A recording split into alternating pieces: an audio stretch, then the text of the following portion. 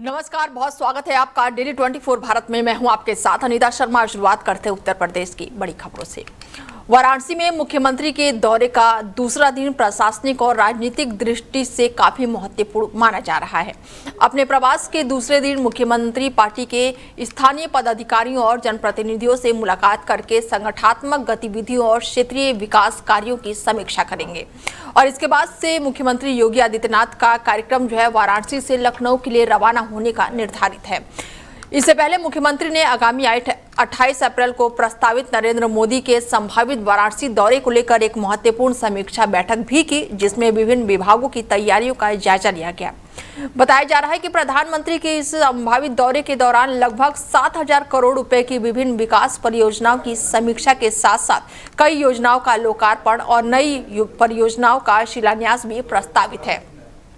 और इसी कार्यक्रम में काशीवासियों को शहर के सबसे बड़े सिग्नेचर ब्रिज की सौगात मिलने की भी प्रबल संभावना जताई जा रही है, जिससे शहर के यातायात और आधारभूत संरचना को नई मजबूती मिलेगी। हालांकि प्रधानमंत्री के अधिकृत कार्यक्रम को लेकर जिला प्रशासन फिलहाल गोपनीयता बनाए हुए है और सभी तैयारियों को अंतिम रूप देने में जुटा हुआ है, ताकि कार्यक्रम का संचालन सुचारू और सुव्यवस्थित रूप से सुनिश्चित किया जा सके। वहीं गोरखपुर में मुख्यमंत्री योगी आदित्यनाथ आज अपने 2 दिवसीय दौरे पर पहुंच रहे हैं, जिसे देखते हुए प्रशासनिक और राजनीतिक दृष्टि से काफी महत्वपूर्ण माना जा रहा है।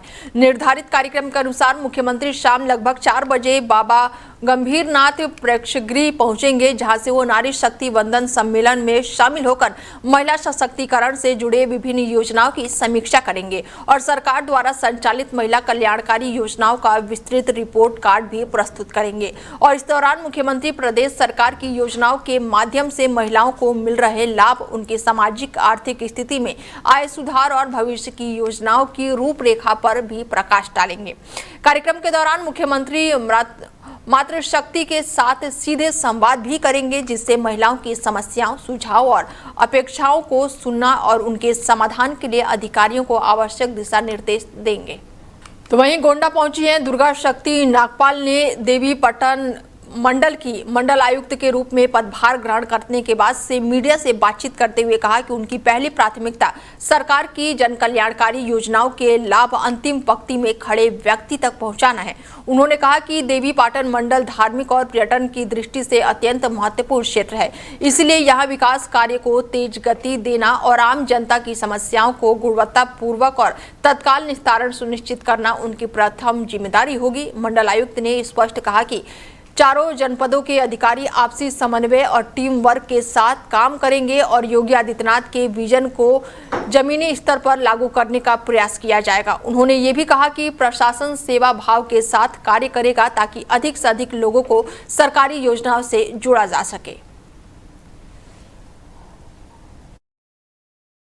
मंडल उत्तर प्रदेश का बहुत ही इम्पोर्टेंट मंडल है।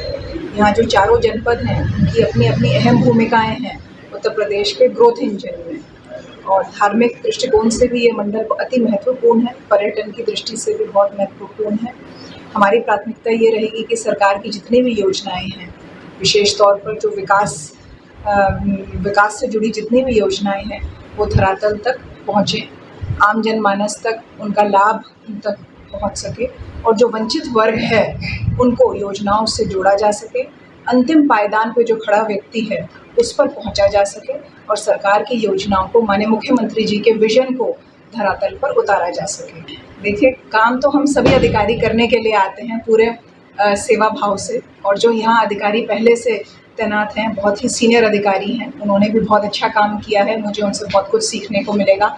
हमारे चारों जनपदों में जो कमान संभाल रहे हैं डीएम और एसपी जनपदों की, वो भी बहुत अच्छा काम कर रहे हैं और एज अ टीम हम मिल करके अच्छा काम करेंगे, माननीय मुख्यमंत्री जी के विजन को पूरा करने में भरसक प्रयास करें। वहीं यूपी के अमेठी में एक युवती अपने प्रेमी की तलाश में नई दिल्ली से पहुंची और न्याय की गुहार लगाई है। मामला जो है एक गांव का बताया जा रहा है, जहां पर रहने वाले युवक पर युवती ने शादी का झांसा देकर कई सालों तक साथ रखने और धोखा देने का आरोप लगाया है। युवती के अनुसार दोनों नई दिल्ली के एक शॉपिंग मॉल में साथ में काम करते थे और इसी दौरान दोनों के बीच नजदीकियां बढ़ी और प्रेम संबंध बन गया। युवती का आरोप है कि इस दौरान युवक ने शादी का भरोसा दिलवाया और संबंध बनाया, जिससे वो 2 बार गर्भवती भी हुई, लेकिन हर बार युवक ने दवा देकर गर्भपात करा दिया और शादी का आश्वासन देते रहा। युवती का कहना है कि युवक ने उसे लंबे समय तक अपने साथ रखा और उसका आधार कार्ड में भी पति के नाम के स्थान पर अपना नाम दर्ज करा दिया। आरोप है कि कुछ समय पहले युवक अचानक उसे नई दिल्ली में छोड़कर अपने गांव लौट आया है और दूसरी शादी की तैयारी करने लगा और इसकी जानकारी मिलने पर युवती अमेठी पहुंची है और 3 दिन तक युवक के घर पर रुकी रही, लेकिन बाद में युवक के परिजनों ने उसे घर से निकाल दिया। इसके बाद से युवती ने अमेठी कोतवाली में शिकायत दर्ज कराई है, जहां से कोई भी ठोस कार्रवाई न होने पर वो अमेठी पुलिस के वरिष्ठ अधिकारियों से न्याय की मांग करने पहुंची है। समस्या यह है कि मैं दिल्ली में रहती थी, वहाँ काम करती थी और मोहित विश्वकर्मा नाम का लड़का था, मचुआ का रहने वाला था। तो उसने मेरे साथ में रहता था, रहते रहते प्रेम हो गया, प्रेम भाग हो गया। फिर वो बोला अपने झांसे में फंसा रखे थे मुझे, फिर प्रेम हो गया। फिर उसको पता लगी कि मेरे पेट में बच्चा, उसने दवा खिला दी। दवा खिलाने के बाद में फिर उसने बोले कि मैं शादी करूँगा। जब मैं उससे बोलने लगी कि ऐसी सी बात है, मैं शादी करो, तो बोला कि मैं शादी करूँगा। उसके बाद में जब वो सोचे कि शादी नहीं करना था, क्या नहीं करना, तो उसके मन में क्या चल रहा था मुझे पता नहीं था। उसके बाद में ये 11 तारीख को चुपचाप वहाँ से भाग गया है 4 बजे रात को उठ के। और वहाँ से 4 बजे आ गया उठ के। फिर मुझे पता लगी, फिर मैं उसके घर आई, घर आई यहाँ पे पता लगाते लगे तो उसके घर आई मैं। जब उसके घर पहुँची तो उसके मम्मी पापा उठ के भाग गए। पहले मैं पहुँची थाना कोतवाली में। थाना कोतवाली में एप्लीकेशन दी हमने, एप्लीकेशन से कोई सुनवाई नहीं हुई। फिर मैं उसके घर पहुँची और मैं कहाँ जाती, उसके घर नहीं जाती। तो उसके घर में जब गई तो उसके 15 तारीख से इसके बाद कल ताला लगा गया है कमरे पे। फिर उसके बाद माँ बहन के गाली दे रहा है कि देखो कहाँ रहती है। और अपने लड़का को जब उसने सुने कि लड़का सुने कि आ रही है, तो लड़का भाग गया है वहाँ से।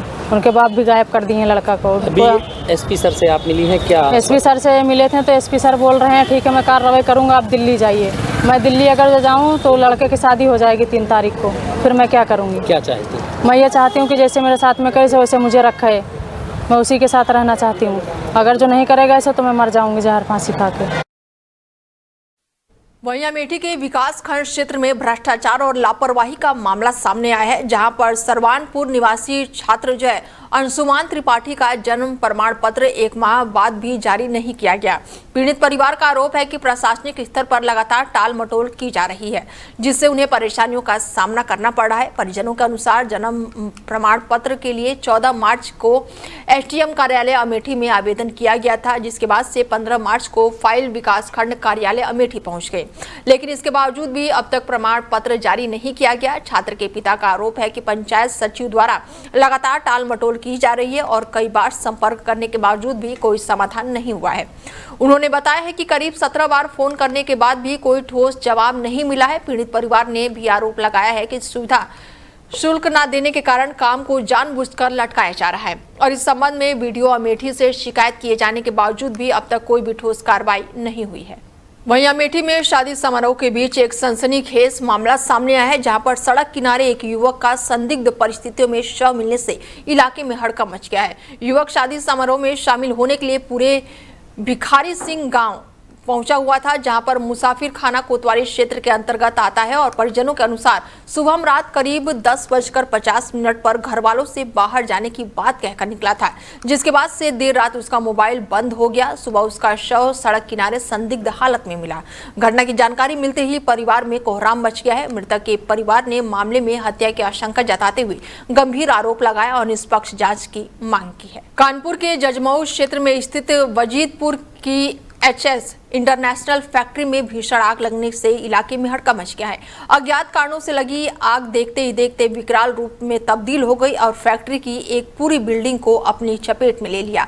बताया जा रहा है कि आग इतनी तेजी से फैली कि आसपास के क्षेत्रों में अफरा तफरी का माहौल बन गया। सूचना मिलते ही दमकल की टीम मौके पर पहुंची, लेकिन आग पर काबू पाने में काफी मशक्कत करनी पड़ी। आरोप है कि दमकल की गाड़ियों में पानी खत्म होने के कारण टीम को बीच में ही लौटना पड़ा, जिससे आग बुझने में और अधिक दिक्कतें आई और इस हादसे में फैक्ट्री के करोड़ों रुपए का नुकसान की आशंका जताई जा रही है। फिलहाल आग लगने के कारणों का पता लगाया जा रहा है और संबंधित विभाग द्वारा जांच की बात कही जा रही है।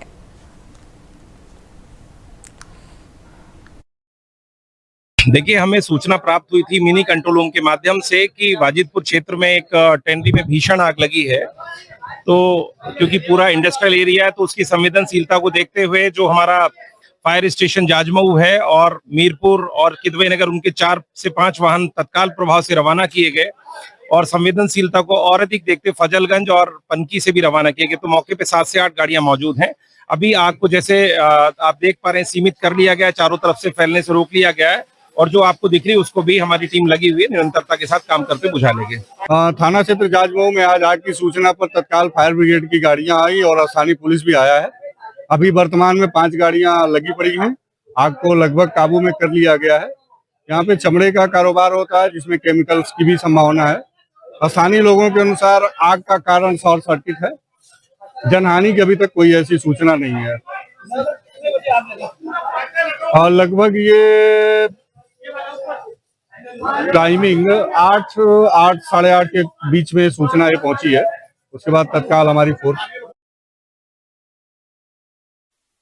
वहीं बहराइच शहर में अवैध अतिक्रमण के खिलाफ प्रशासन ने बड़ी कार्रवाई करते हुए संयुक्त अभियान चलाया। बता दें कि सड़क और नालों पर कब्जा कर बनाई गई 1 दर्जन से अधिक दुकानों और गुमटियों पर बुलडोजर चलाया गया और इस दौरान सड़क तक सामान फैलाकर अतिक्रमण करने वालों और नालों के ऊपर अवैध निर्माण करने वालों पर सख्त कार्रवाई की गई। अभियान में सीओ ट्रैफिक बहराइच, ईओ नगर पालिका बहराइच और नायब तहसीलदार बहराइच की संयुक्त टीम मौजूद रही। बुलडोजर की कार्रवाई के दौरान कई पक्के और कच्चे निर्माण ध्वस्त किए गए, जबकि हटाई गई गुमटियों के नगर पालिका के वाहनों में भरकर मौके से हटाया गया। नगर पालिका प्रशासन के अनुसार अतिक्रमण के कारण शहर में जाम की समस्या बढ़ी रही थी और नालों की सफाई में भी बाधा उत्पन्न हो रही थी। कई बार चेतावनी देने के बावजूद भी कब्जा नहीं हटाया गया, जिसके बाद से ये सख्त कार्रवाई की गई। प्रशासन ने स्पष्ट किया कि शहर को अतिक्रमण मुक्त बनाने के लिए आगे भी अभियान लगातार जारी रहेंगे। वहीं पीलीभीत में जिला अधिकारी ज्ञानेंद्र सिंह ने गांधी स्टेडियम पीलीभीत पहुंचकर निर्माणाधीन हॉकी के खेल मैदान का निरीक्षण किया। निरीक्षण के दौरान उन्होंने स्टेडियम में विकसित की जा रही अन्य खेल व्यवस्था सुविधाओं का भी जायजा लिया और संबंधित अधिकारियों को आवश्यक दिशा निर्देश दिए।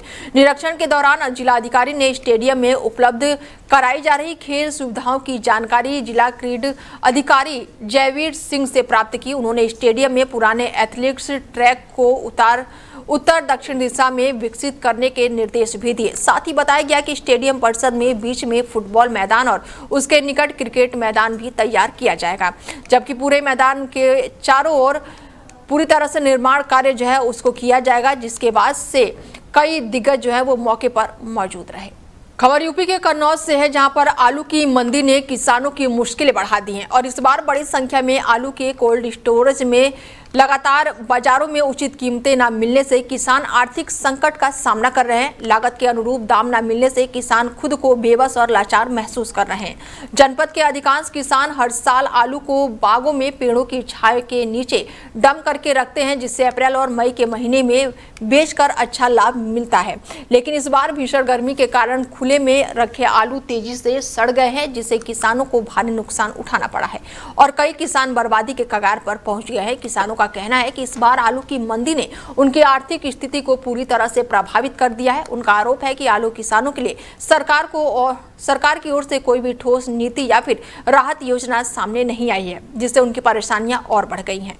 वहीं पीलीभीत पुलिस ने मादक पदार्थों की तस्करी के खिलाफ बड़ी कार्रवाई करते हुए एक आरोपी को गिरफ्तार किया है और इसके साथ ही आरोपी की अचल संपत्ति जब्त की गई है। ये कार्रवाई एनडीपीएस एक्ट के तहत की गई है। पुलिस अधीक्षक सुकृति माधव के निर्देश पर यह कार्रवाई की गई है। बता दें कि अभियुक्त जो है वो पुत्र स्वर्गीय छोटे बख्श की अवैध रूप से अर्जित संपत्ति को एनडीपीएस एक्ट की धारा में जब्त की गई है। पुलिस के अनुसार पूर्व में अभियुक्त के कब्जे से मादक पदार्थ चरस बरामद होने के बाद से ये बड़ी कार्रवाई की गई है। विवेचना के दौरान ये सामने आया है कि अभियुक्त ने मादक पदार्थों की तस्करी से अर्जित अवैध धन से संपत्ति का निर्माण कराया था और इसके बाद से थाना बरखेड़ा पुलिस द्वारा अभियुक्त की संपत्तियों को विश्लेषण किया गया और जिसके बाद से बड़ी कार्रवाई की गई।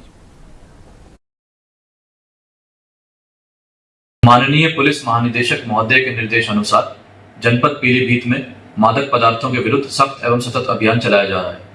आज दिनांक 21 अप्रैल को इसी क्रम में पुलिस अधीक्षक महोदय के निर्देशन में थाना बरखेड़ा पर मादक पदार्थों की तस्करी में लिप्त एक शातिर अपराधी जावेद की लगभग 48 लाख रुपए की अचल संपत्ति यानी कि उसका मकान उसको फ्रीज किया गया है एनडीपीएस एक्ट की धारा 68F के अंतर्गत। इसी क्रम में जनपद में मादक पदार्थों की तस्करी में लिप्त अपराधियों के विरुद्ध सतत संगठित एवं वहीं अमेठी के मुसाफिर खाना कोतवाली क्षेत्र के अंतर्गत पूरा काजिम अली गांव के पास एक दर्दनाक सड़क हादसे में स्कूली बस की चपेट में आने से 3 वर्षीय मासूम बच्चे की मौके पर ही दर्दनाक मौत हो गई। घटना के बाद से परिजनों में कोहराम मच गया और मौके पर भारी भीड़ जुट गई। बताया जा रहा है कि टक्कर मारने वाले बस एक प्राइवेट स्कूल की थी। हादसे के बाद से चालक बस को मौके पर छोड़कर फरार हो गया। सूचना मिलते ही अमेठी पुलिस मौके पर पहुंची और हालातों को नियंत्रित करते हुए जाँच शुरू कर दी। स्थानीय लोगों का आरोप है कि प्राइवेट स्कूलों की बसें अक्सर नियमों की अनदेखी करते हुए सड़कों पर दौड़ती है। कई वाहनों के पास फिटनेस और परमिट नहीं होते हैं, इसके बावजूद भी संचालित होते रहते हैं। लोगों ने यह भी आरोप लगाया कि कई चालक नशे की हालत में वाहन चलाते हैं, लेकिन इस पर कोई भी कार्रवाई नहीं हो पाती है। घटना के बाद से इस क्षेत्र में आक्रोश का माहौल है और लोगों ने दोषियों के खिलाफ सख्त कार्रवाई की मांग की है। पीलीभीत के पीलीभीत टाइगर रिजर्व की बाराही रेंज में 15 अप्रैल 2026 की देर रात लगभग 11 बजे शिकारियों द्वारा संरक्षित वन्यजीव जंगली सुअर का शिकार किए जाने और पुलिस टीम पर फायरिंग करने का मामला सामने आया है। घटना के संबंध में पुलिस ने संबंधित धाराओं में मुकदमा दर्ज करके कार्रवाई शुरू की थी। पुलिस के मुखबिर से सूचना मिली कि मामले में जुड़े आरोपी गेस्ट हाउस के पास सीतापुर ब्रांच नहर किनारे जंगल क्षेत्र में मौजूद है। सूचना पर पहुंची पुलिस ने मौके पर पहुंचकर आरोपी की घेराबंदी की और इस दौरान आरोपी ने पुलिस टीम पर जान से मारने की नियत से फायरिंग कर दी, जिसके बाद से जवाबी कार्रवाई में आत्मरक्षा की कार्रवाई में आरोपी वो घायल हो गया है, जबकि उसका एक साथी मौके से फरार हो गया। पकड़े गए आरोपी के पास से एक तमंचा, 2 जिंदा कारतूस, एक खोखा बरामद किया गया है। घायल आरोपी को उपचार के लिए अस्पताल में भर्ती कराया गया है। वहीं पुलिस अब पूरे मामले की जांच में जुटी हुई है। 15/4/2026 को बराही वन रेंज जो पीलीभीत टाइगर रिजर्व का एक रेंज है, यहाँ पर एक सूचना प्राप्त हुई कि कुछ व्यक्तियों के द्वारा एक जंगली सुअर का शिकार किया गया है और जब फॉरेस्ट ऑफिशियल्स ने इनको इंटरसेप्ट करने की कोशिश की तो इनके द्वारा उन पे भी फायर किया गया। इस संबंध में एक मुकदमा थाना माधो टांडा पे उस समय हत्या के प्रयास का लिखा गया था और जो व्यक्ति थे उनको आइडेंटिफाई कर लिया गया था। उसी क्रम में कल रात को एक व्यक्ति जो नामजद अभियुक्त था उस मुकदमे का, उसको पुलिस के द्वारा रोकने का प्रयास किया गया तो उसके द्वारा पुलिस पर फायर किया गया। आत्मरक्षार्थ पुलिस ने भी फायरिंग की, जिसमें कि हरजिंदर सिंह जो एक नामजद अभियुक्त है उस घटना का, उसको पैर के नीचे गोली लगी है और इसमें अग्रेतर विधिक कार्रवाई जो है वो की जा रही है। इनके कब्जे से एक इलीगल तमंचा और बुलेट्स मिले हैं। इस संबंध में पुनः एक मुकदमा लिख के इनको जेल भेजा जा रहा है तथा आगे की आवश्यक कार्रवाई सुनिश्चित। यूपी के कन्नौज जनपद में जिला अधिकारी आशुतोष मोहन अग्निहोत्री ने विकास खंड गुगरापुर के ग्राम में पहुंचकर गेहूं की फसल की क्रॉप कटिंग करके उत्पादन का स्थलीय आकलन किया और इस दौरान जिलाधिकारी खुद खेतों में पहुंचे और हाथों से हंसिया लेकर गेहूं की फसल काटकर उनकी गुणवत्ता, दानों के भराव क्षमता और साथ ही वास्तविक उत्पादन की स्थिति का निरीक्षण किया। उन्होंने मौके पर मौजूदा कृषि विभाग के अधिकारियों से फसल की वर्तमान स्थिति, क्षेत्रवार उत्पादन क्षमता और किसानों को मिल रही सुविधाओं और सरकारी योजनाओं का जानकारी वो विस्तार से ली। निरीक्षण के दौरान जिलाधिकारी ने कहा कि क्रॉप कटिंग का मुख्य उद्देश्य फसल उत्पादन का सटीक, पारदर्शी और वैज्ञानिक आकलन सुनिश्चित करना है ताकि किसानों को उनके उपज के आधार पर योजनाओं का लाभ समय पर मिल सके। उत्तर प्रदेश के उन्नाव जनपद से एक चिंताजनक मामला सामने आया है, जहां पर उन्नाव के उम्मीदवारों के शहर क्षेत्र के एक विधुर महिला ने अपने ही मोहल्ले में रहने वाले कुछ दबंग प्रवृत्ति के लोगों सबर और सादिक पर गंभीर आरोप लगाते हुए पुलिस प्रशासन से न्याय की गुहार लगाई है। पीड़ित महिला का कहना है कि मोहल्ले में रहने वाले ये दोनों व्यक्ति लंबे समय से क्षेत्र का माहौल खराब कर रहे हैं और आए दिन मोहल्ले में आने जाने वाली महिलाओं और युवतियों के साथ अभद्र भाषा का प्रयोग करते हैं, जिससे स्थानीय लोगों में भय और असुरक्षा का वातावरण बना हुआ है। पीड़ित महिला के अनुसार हाल ही में उनकी बहू किसी निजी काम से घर से बाहर जा रही थी और तभी रास्ते में सादिक और सबर ने उसके साथ छीटाकशी करते हुए आपत्तिजनक टिप्पणी की। जब परिवार की ओर से इस घटना का विरोध किया गया तो दोनों आरोपी उल्टा मारपीट करने लगे और धमकी भरे व्यवहार के कारण परिवार में भय का माहौल बना हुआ है। महिला ने यह भी आरोप लगाया है कि आरोपी खुलेआम आरोपी पर गंभीर मामले दर्ज हुए हैं और इसके बावजूद भी अब तक उसके खिलाफ कोई भी कार्रवाई नहीं हुई है। हमारा छोटी नाम है, हमारे साथ मारकूट की सादिक ने, सब्बर ने, रईस ने और काशीराम निवास रहने वाले हैं बेटा हम, और सब लोगों ने मिल के मारा। हमारे साथ बहुत घटना की है। मेरी बहू की छेड़छाड़ कर रहे थे, लड़के घर में नहीं, बारात में गए थे साहलगंज, और जब मैं बोली तो बहू को अंदर कर बाहर मुझे औरतों ने और आदमियों ने मारा बेटा। लगभग कितने लोग थे? वो उनके घर में तो 10-12 लोग थे, मगर 4 लोग थे जो न आते गए वो मारते गए बेटा। अभी कुछ नहीं दिया है, अभी कुछ नहीं मिला है। प्रशासन से कैसी कार्रवाई की मांग करती है? हमें हमारी कार्रवाई अच्छी से अच्छी होना चाहिए, हम वो होना चाहिए बेटा, जैसे हाँ न्याय मिलना चाहिए हमको। पीलीभीत के अजीतपुर गांव में एक दर्दनाक हादसा सामने आया है, जहां पर मोटर ठीक कराते समय एक संविदा कर्मी को करंट लग गया है। मृतक युवक जो है पूरनपुर बिजली डिवीजन में संविदा पर कार्यरत था और ड्यूटी के दौरान अचानक से ही करंट की चपेट में आ गया। करंट इतना तेज था कि वो बुरी तरह से झुलस गया और मौके पर ही उसकी हालत गंभीर हो गई। घटना के बाद से आनन फानन में उसे उपचार के लिए अस्पताल पहुंचाया गया, जहां पर उसने दम तोड़ दिया। इस हादसे के बाद से विभाग में हड़कंप मच गया है। वहीं परिजनों का रो रो कर बुरा हाल है। गांव में भी शोक की लहर दौड़ गई है। फिलहाल प्रशासन और बिजली विभाग मामले की जांच में जुटा हुआ है ताकि हादसे के कारणों का पता लगाया जा सके।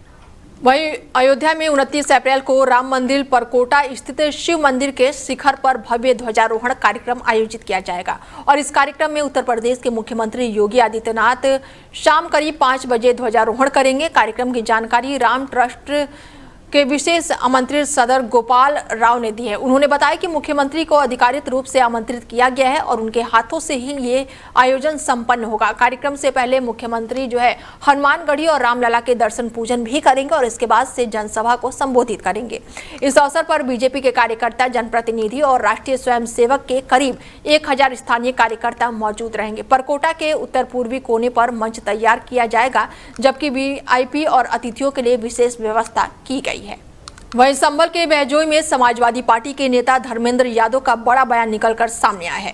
महिला आरक्षण विधेयक को लेकर उन्होंने बीजेपी पर निशाना साधते हुए कहा कि सड़कों पर कोई स्वतंत्र महिला संगठन नजर नहीं आ रही है, बल्कि बीजेपी खुद ही प्रदर्शन कर रही है। उन्होंने आरोप लगाया कि विधेयक पास हुए करीब 2.5 साल बीत जाने के बावजूद भी इसे लागू करने की प्रक्रिया अब तक पूरी नहीं हो सकी है।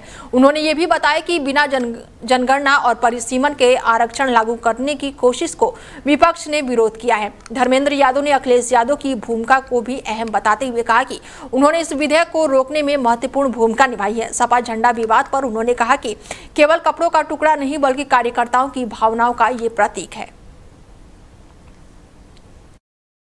नहीं, कोई महिला संगठन नहीं उतरा है।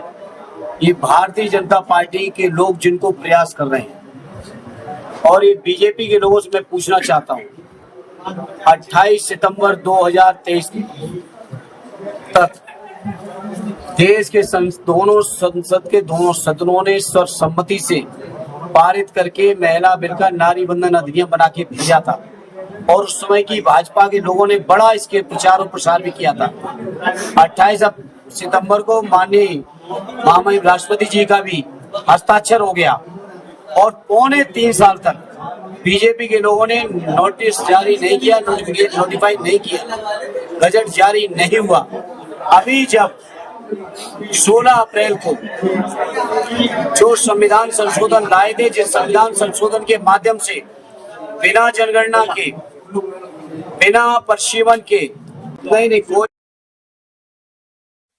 वहीं कन्नौज में समाजवादी पार्टी की महिला मोर्चा ने बीजेपी की पूर्व मंत्री अर्चना पांडे के खिलाफ विरोध जताते हुए पार्टी कार्यालय पर हवन किया। दरअसल हाल ही में अर्चना पांडे द्वारा सपा मुखिया अखिलेश यादव का पुतला फूके जाने के बाद से सपा कार्यकर्ताओं में नाराजगी देखने को मिली है, जिसके विरोध में महिला ब्रिगेड ने ये प्रतीकात्मक प्रदर्शन किया और इस दौरान सपा महिला नेताओं ने महिला आरक्षण विधेयक को लेकर भी बीजेपी पर निशाना साधा। उन्होंने कहा कि ये विधेयक केवल एक छलावा है और इसका इस्तेमाल राजनीतिक लाभ के लिए किया जा रहा है।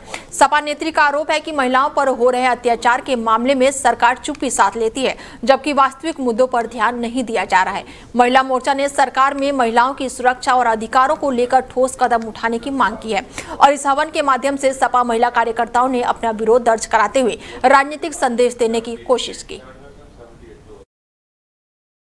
को जानते हैं, जहाँ तक है जो समझदार है या जो थोड़े से भी सक्रिय है, कि अभी सदन में जो बिल पास होने के लिए केंद्र सरकार ने बोला था महिला आरक्षण को लेकर के, जो कि 2023 में ही पास हो चुका था, वो किसी को दिखाई नहीं दिया, या दिखाई तो दिया लेकिन जनता में कहीं ना कहीं सब भ्रम फैलाना चाह रहे थे और विपक्ष की ताकत थी। विपक्ष ने उस पर आवाज उठाई कि महिलाओं को अगर सच में आरक्षण देना है तो जो सीटें हैं उसी में से दिया जाए और बिना परसीमन के और बिना जातीय जनगणना के आप दोबारा से इसे कैसे लागू कर सकते। आप संविधान को तोड़ने की बात कर रहे हैं। अगर संविधान को मानने वाले लोग होते तो संविधान के मुताबिक उसके नियमों का पालन करके तब संशोधन करते। और जिस तरीके से महिलाओं में ये भ्रम फैलाया जा रहा है और कन्नौज जनपद के छिबरामऊ क्षेत्र में छिबरामऊ की विधायिका अर्चना पांडे जी ने, राष्ट्रीय अध्यक्ष जी समाजवादी पार्टी और सांसद हैं, पूर्व मुख्यमंत्री रहे हैं हमारे उत्तर प्रदेश के, उनका पुतला फूका, जो कि हम लोगों के लिए सहना असंभव है। अमेठी में नवागत मुख्य विकास अधिकारी के रूप में पूजा साहू ने आज विधिवत रूप से अपना कार्यभार ग्रहण कर लिया है। साल 2022 बैच की आईएएस अधिकारी पूजा साहू इससे पहले चित्रकूट में संयुक्त मजिस्ट्रेट के पद पर तैनात थी। अब अमेठी में नई जिम्मेदारी संभालते ही उन्होंने विकास कार्यों को गति देने पर जोर दिया है।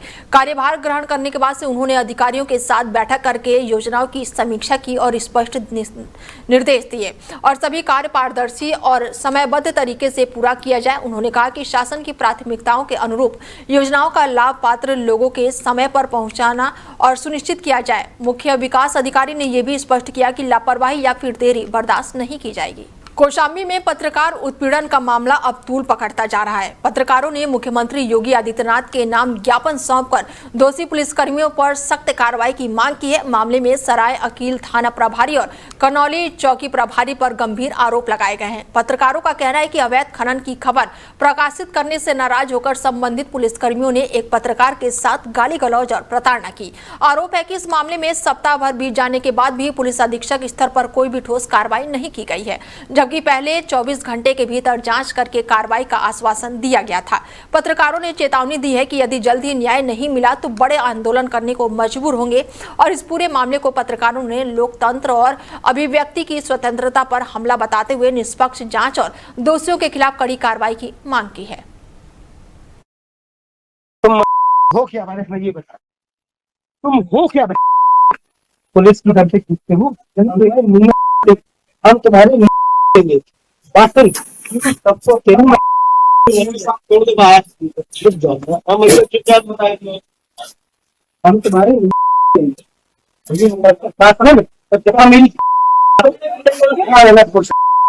चौकीदार को और फॉलोवर को भी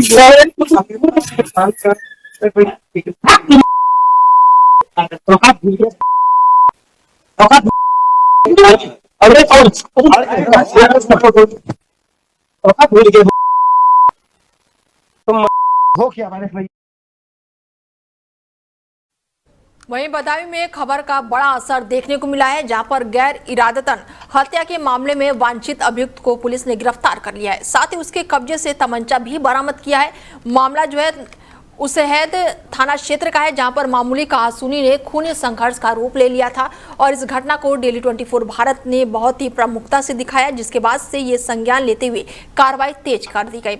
वरिष्ठ पुलिस अधीक्षक अंकिता शर्मा के निर्देश पर चलाए गए अभियान के तहत पुलिस टीम ने अभियुक्त धर्मवीर को गिरफ्तार किया और इस कार्रवाई में अपर पुलिस अधीक्षक अभिषेक कुमार सिंह और क्षेत्र अधिकारी सुनील कुमार सिंह के पर्यवेक्षण में थाना अध्यक्ष देवेंद्र सिंह की टीम शामिल रही। पुलिस ने आरोपी के पास से तमंचा, 2 जिंदा कारतूस और घटना में उपयोग किया गया डंडा भी बरामद किया है। इसके अलावा एक बाल औपचारिक को भी हिरासत में लिया गया है। फिलहाल बुलेटिन में मेरे साथ इतना ही। दीजिए इजाजत, नमस्कार।